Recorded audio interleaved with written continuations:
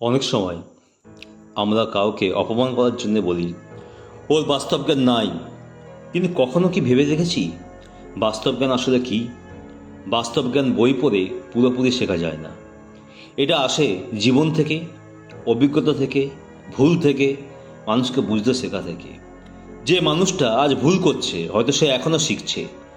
যে মানুষটা আজ সরল হয়তো সে এখনও জীবনের কঠিন দিকগুলো দেখেনি। মনে রাখবেন, কেউ জন্মগতভাবে বাস্তব জ্ঞান নিয়ে পৃথিবীতে আসে না।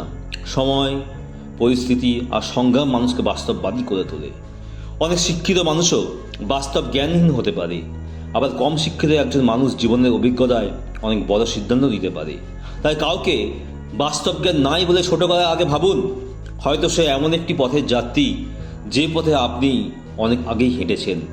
আর যদি কেউ আপনাকে বলে তোমার বাস্তব জ্ঞান নাই, তাহলে হতাশ হবেন না, বরং নিজেকে প্রশ্ন করুন, আমি কি প্রতিদিন নতুন কিছু শিখছি? আমি কি আমার ভুল থেকে শিক্ষা নিচ্ছি? আমি কি মানুষ ও পরিস্থিতিকে বুঝতে চেষ্টা করছি? যদি উত্তর হ্যাঁ হয়, তাহলে আপনি ঠিক পথেই আছেন।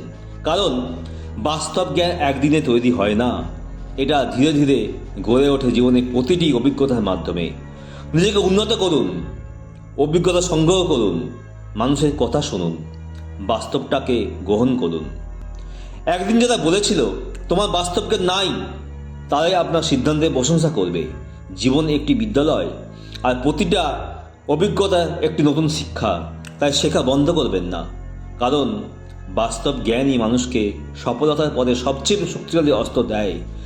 শেষে শক্তিশালী দুটো লাইন বলি, ভুল করা বা দুর্বলতা নয়, ভুল থেকে না শেখাটাই প্রকৃত বাস্তব জ্ঞানহীনতা। নমস্কার।